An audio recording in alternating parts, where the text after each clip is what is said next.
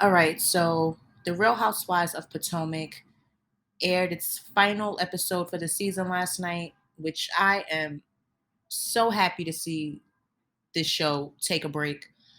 I'm beyond drained from it, as well as a whole bunch of other people. This was not their best season. If not, actually, this is the worst season to me. I did not like the season. It took away from the whole reasoning of the show, which was to have more fun, less drama, and definitely not this whole race card that took front stage this whole entire season. So I'm happy to see this show go. They better come back better. They better cast some people. Anybody's up as far as I'm concerned. No one is safe. I can see any one of them women being replaced. Any one of them. No one's spot is secured on that show to me. They need to think about it. They need to do it better.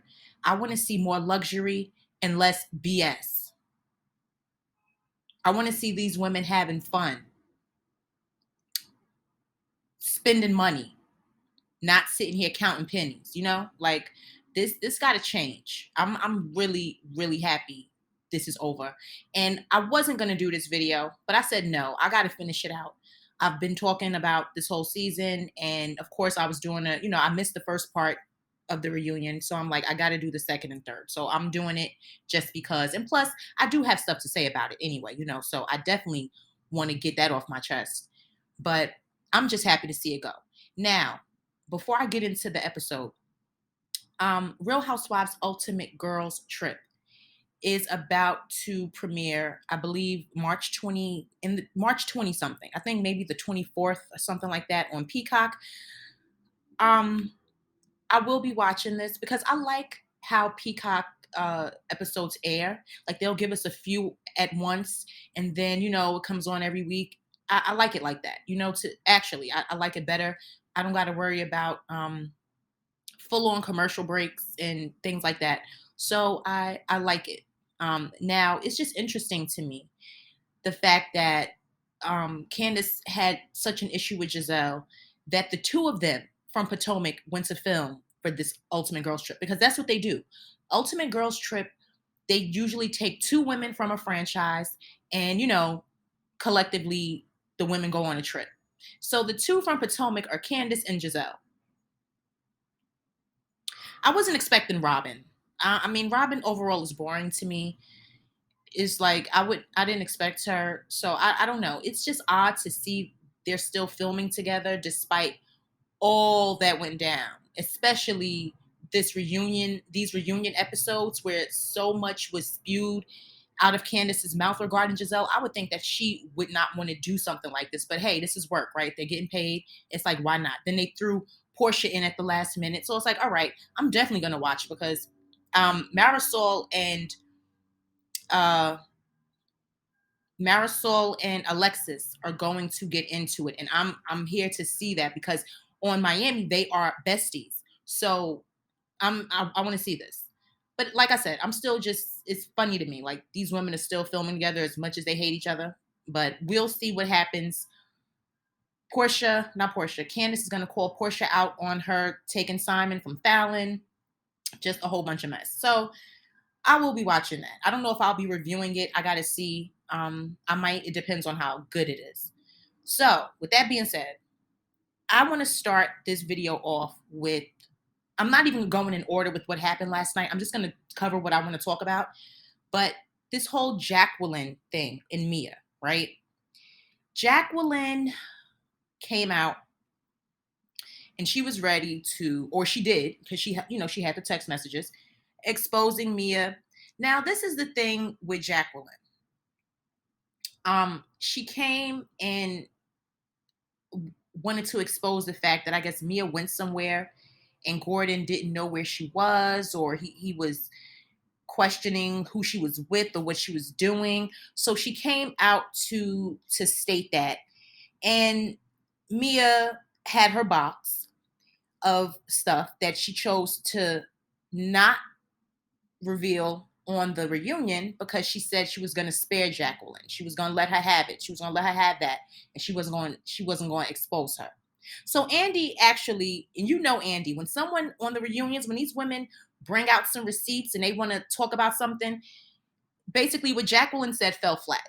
Andy gave her a look like, this is not tea to me. This is not something that is gonna wow me. That's the look he gave her, and I had to show that because I'm like, Andy is not feeling Jacqueline's receipts or whatever she came to talk about.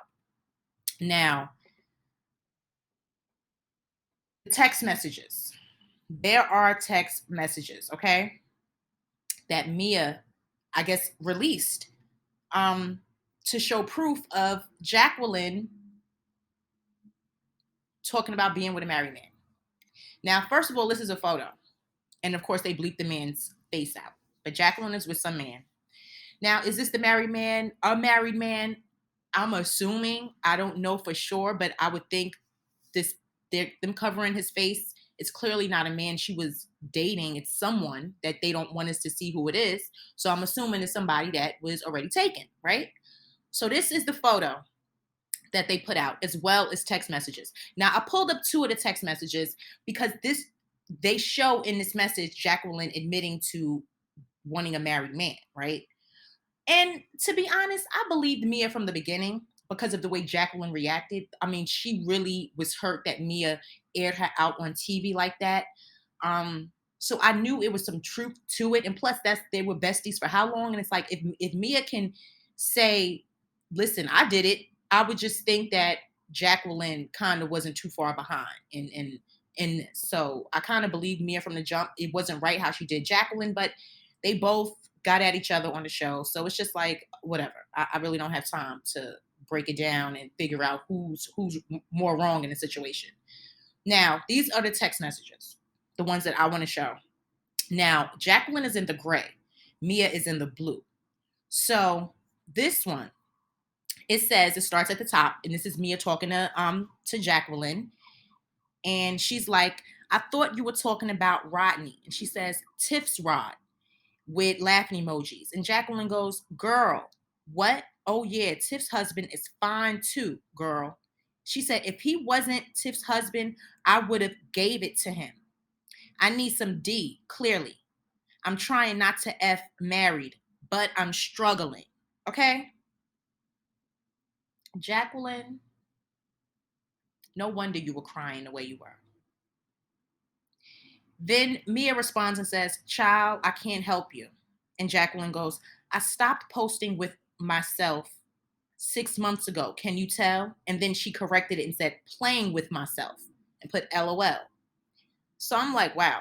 So Mia goes, hey, babe. I guess this is another day. She says, hey, babe, can you send me your painter contact? And then she sends it. And she's like, thanks. So then Jacqueline responds and says, girl, I'm okay. I like a married man. I'm an exhausted mom and I have a 3 grown man child. And then said, other than that, great. And Mia says, LOL. And Jacqueline says, I need to get my entire life together. So she clearly is wanting a married man and is acting as if she is unable to refrain from doing it, right? She's in need of sex. She's stressed from raising kids and being busy, and she just wants to relax. So she wants a man that happens to be married. Okay.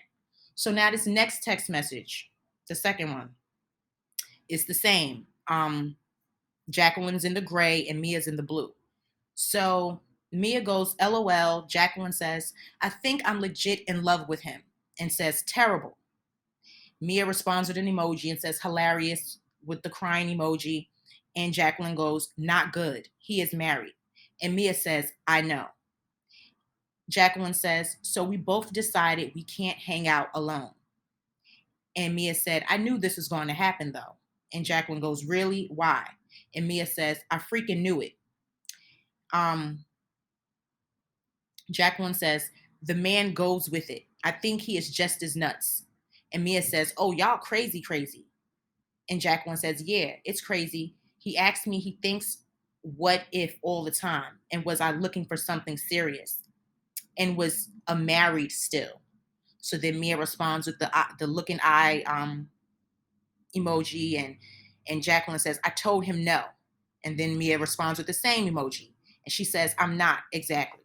So that's just enough to let you know that clearly Jacqueline was dealing with a man that was married and kind of not um caring about that fact. It's like, listen, I'm about to give into temptation. I can't hold on much longer. Like, I want this man. And so those are the receipts for all the people that claim that what Mia had in her box was her receipts were fake. I knew Mia had something. And when Mia said she was going to spare her, I really knew that. And Jacqueline kind of knew what she meant. And Jacqueline, she's like, I'm gonna let you get this off. You're on here. Let you do your thing. Come at me, whatever. I could tell. She really just let her have it. Will they be friends again? I don't know. It will never be the same, probably. But it seems to me, and you may not agree, this is just what I'm looking at. Mia was trying to put Jacqueline on by bringing her on the show. They ended up butting heads, which shouldn't have happened because this would have been a good addition. If they could have remained friends, Jacqueline could have been on there as Mia's friend, and she could have did her own thing, became whatever she wanted to become in reality TV, and it would have worked well. But just the fact that they got on there and turned on each other, it's just bad. It's a bad look for a friendship of 30 years or whatever.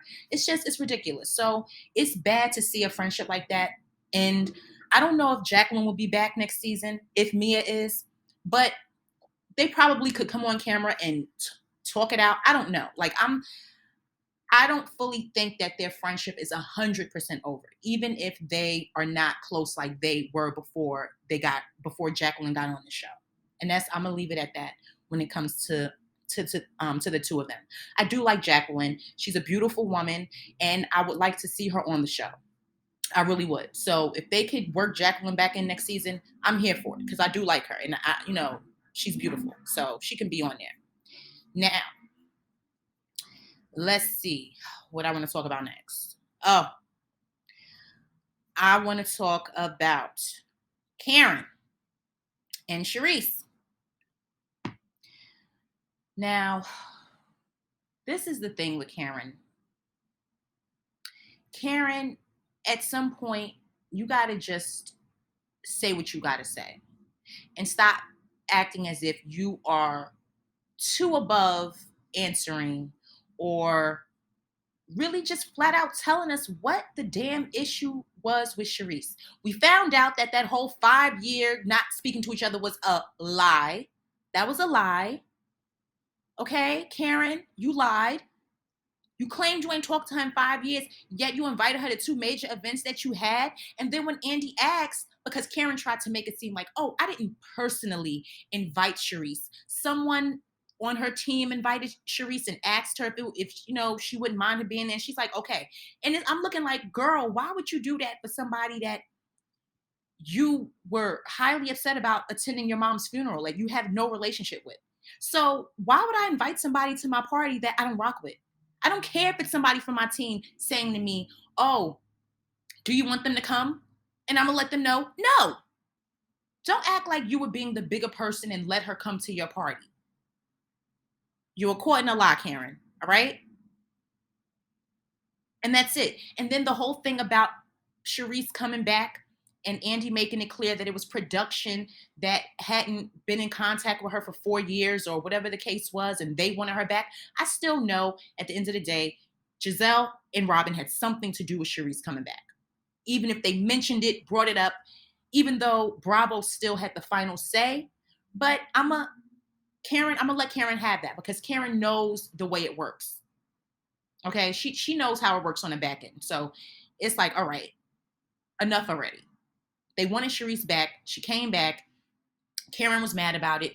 She came to expose Karen, and Karen just sat and refused to answer certain questions. And then when Charisse was talking, what Karen do? She whips out a nail file and starts filing her nails, talking about something she had to get ready for dinner later. It's like, Karen, some of your attempts fall flat. You are a classy woman. I understand that. That's what you do. That's your character, right? But Karen, I need you. Had Charisse not come on this show this season to start it up with Karen, Karen wouldn't have had a damn thing to talk about other than the variety show she did and her candle. So it's like Sharice came and gave Karen some life. Yes, she did. Whether y'all want Sharice on there or not, I'm here for the entertainment of it. I'm tired of all of this serious racial talk when there's no need for one. Get to the messiness, get to the drama, and that's what we want to see. Right? I mean, that's what I want to see. I'm tired of all this other stuff. It's ridiculous to me. It really is. So, Sharice, who knows? I don't know who will be back. I just don't know. I don't know. We'll have to see next year when the show comes back. Now, this whole Giselle situation with Candace and Chris. After this video, I don't want to talk about this again. I'm done with this whole situation with Chris, Giselle, and Candace. Candace, you should be utterly ashamed of yourself for the way you talk. Yes, you should be.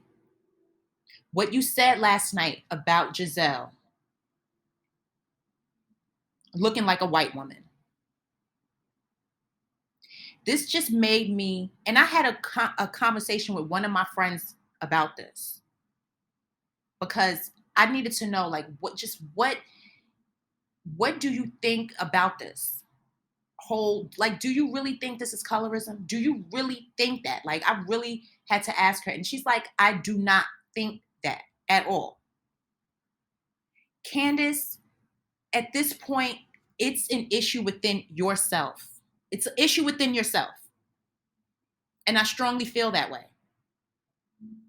Because what Giselle did, the way she worded it, because like I said, if she felt a way, that is her feeling. You cannot tell someone they didn't feel a way they're saying they felt. When they broke down the whole room situation and him coming in there, why are you in here? And Giselle made it clear, I did not tell you to come in here. You came in here. Chris was wrong as Candace's husband to be in a room, a private room with one of her castmates. And I'll say it again, Chris was wrong for that. Candace is reacting to Giselle saying he made her feel uncomfortable because it was just the two of them in a bedroom, I guess, or whatever room, together. Private room, I should say. Together. That's what this is all about. It goes from that to Candace telling Giselle, because she looks white, she can get away with playing the victim. It has just gone entirely too far. It has gone too far. Chris has said he's attracted to Giselle. So is this the reason why Candace constantly talks about Giselle's looks? Is this? It's something deeper than just saying, oh, you said this about my husband. We have been talking about this all season long. Every single Sunday, Chris and Candace are on Twitter talking about this incident. I cannot, even in Wendy saying what she said, a lot of people wanted to give Wendy some flack or whatever. It's like, listen, I didn't expect her to say that to Candace, but she said it, and it's like Candace still didn't even take what Wendy was trying to tell her in that moment to clean it up. She still didn't care about cleaning it up. Candace's mouth is very lethal, and for her to sit and say she's a victim of anything, no, the hell you're not. No, you're not. We're not going to do this light skin versus dark skin. I don't want to hear nothing about race next season with this cast. This is not about, oh, the light skins versus the dark skinned women. And the dark skinned women are the victims here because the light skinned women have a privilege. We're not going to do that. All these women are messy, collectively, all of them. They all lie. They all are messy. They all start stuff. They all get caught on hot mics saying this or doing something. All of them do.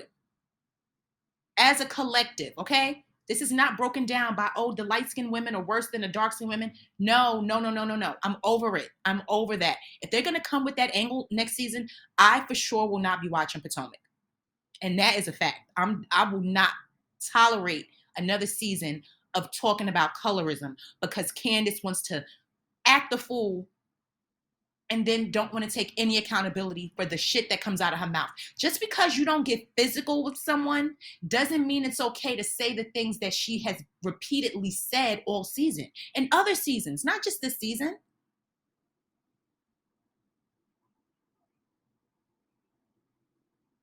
She really thinks it's okay because it's coming out verbally and it's not physical. So it's like, I can say these things. It's like, no, Candace, at some point, you got to stop being a spoiled brat.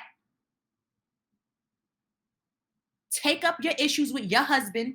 Check him. Check your husband.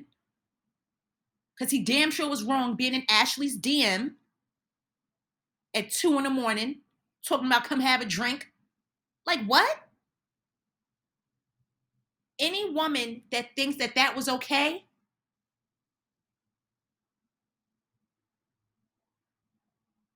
doesn't want to see the truth in what he really did that was wrong.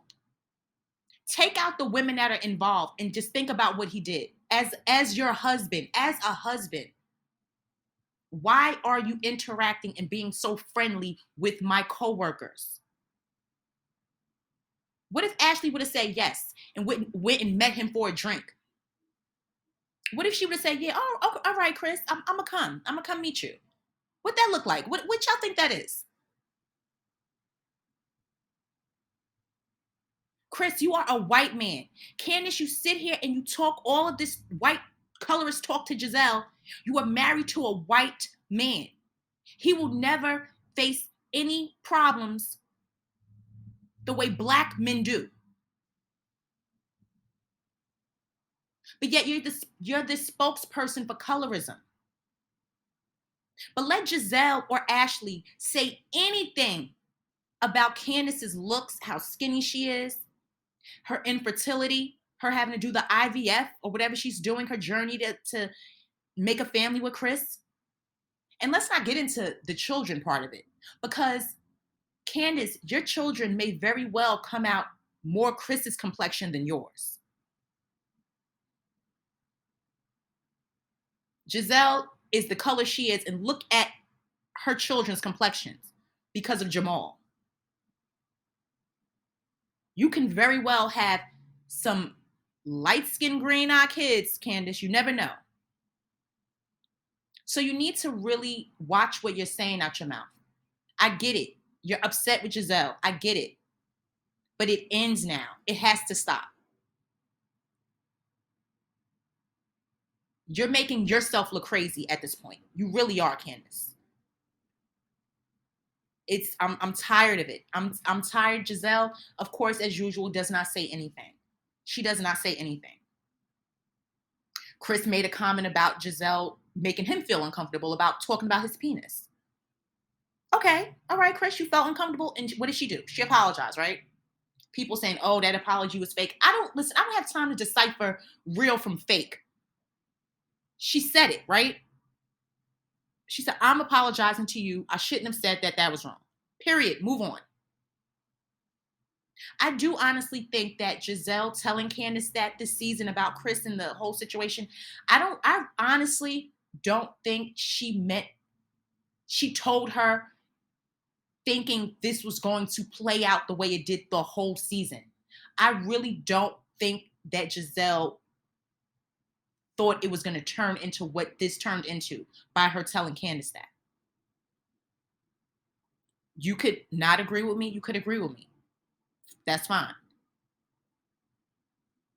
This is what I'm getting now that the season has wrapped and everything has happened, because Candace and Chris are not the ones that are, they needed this as a storyline as bad as they're saying Giselle did, because they ran it into the ground. Even Chris is still tweeting. He tweeted something today because people are getting after Candace for what she said and mentioning the fact that she's married to a white man, and they're getting a little bit of pushback from last night. And he's still out there trying to defend Candace, still talking about it. I mean, we have wrapped part 3 of the reunion. Chris, I wish you would find something else to latch onto, because it seems like him being the victim, he's running with that. He's loving this attention, the sympathy he's getting, the comfort he's getting, and so from social media and people just telling him, "Oh, you deserve this." Like, they're comforting him and making him think not that he deserves being accused, but meaning the way people are out just supporting him. It's like he knows, he feels he knows, like, I deserve this support. I deserve this. And he loves it. He loves it. He's going on podcasts. He is all over the place. So I'm just happy that it's done. I'm happy it's over. I'm happy now. After the Robyn and Andy interview, they claimed that they had some unedited footage that they didn't show us the first time around. Robyn, you just made no sense. Okay. I said this before. I'm just going to touch over this briefly, because she just feels that she doesn't have to talk about what's going on with her and Juan on TV. She talks about how Juan does not like the show and being on there and the cattiness between the women. Basically, Juan is on some, I'm not trying to be on this show. He never comes to a reunion. Robyn sits there and lies through her teeth talking about he has to work. Like, and Andy just goes along with it. He never pries into it and says, like, Juan needs to come. Juan needs to attend a reunion. All the other men come. He's always exempt. So Robyn, here she goes. She says, because Andy's asking her, why not talk about this on camera if this is what you went through? This happened before we started filming, so why didn't you talk about this? And Robyn goes, I just chose to not bring up something that we had already worked through months prior. So Robyn, she feels that she should not have to talk about anything that doesn't happen in the window of them filming. And she was waiting on Karen. This is her excuse. I was waiting on Karen to bring it up. I was waiting on her to bring it up. I could do without Robyn next season. I'll say that. I really could. If she's not going to come on camera and talk about what's going on, what are you here for? Like, I could do without her, definitely. I'll say that. Get rid of Robyn. So that was it with the Watch What Happens Live. We already talked about that before. Robyn's full of shit, and that's just what it is. She's making excuses for Juan. She claims he was not with that woman when the woman did an interview, when she clearly said that she was dealing with him for a period of time during COVID. It was not just that one night while your husband wants to be Captain Save-A-Ho and go get a hotel room for a woman that lost her wallet. Why would he ever do that? Why would he be so generous? So Robyn, we know what's going on. I'm over that situation too, because she clearly is going to just stay no matter if he cheats with her or not, cheats on her or not. It doesn't matter. She's down for it. She's not going to divorce him. And she said that the prenup that they have is no cheating clause in it, because what if basically, what if she cheats? That's what she said. She tried to spin it like, well, I have to um secure myself as well. So she must be on some, listen, you do something again and I'm gonna do something. Whatever it is, I don't care no more between about you and Robyn. I mean about you and Juan, Robyn. I don't care. I don't care anymore. I don't care. I'm happy I finished this video right now. I don't want to talk about it a second further. I know things will be in the blogs. I'll probably post like in the community tab. Unless anything is really juicy, I'm not going to do a video about Potomac. I need to put them on pause right now. I need to focus on other shows. I'm tired of talking about these women. So unless something really crazy goes down, I'm not doing a video about it. As far as Ultimate Girls Trip, I'll think about it. Depends on how it is. I want to see the dynamic with Portia being added. It should be good. I do like Marisol, not Marisol, Alexia. I like her. So I'll see. I'll see how Ultimate Girls Trip goes when it starts. But other than that, guys, I'm done talking about Potomac now. Please, please like this video. Please leave me a comment. Let me know your thoughts on part 3 in Robyn's interview. Subscribe to my channel if you're not already subscribed.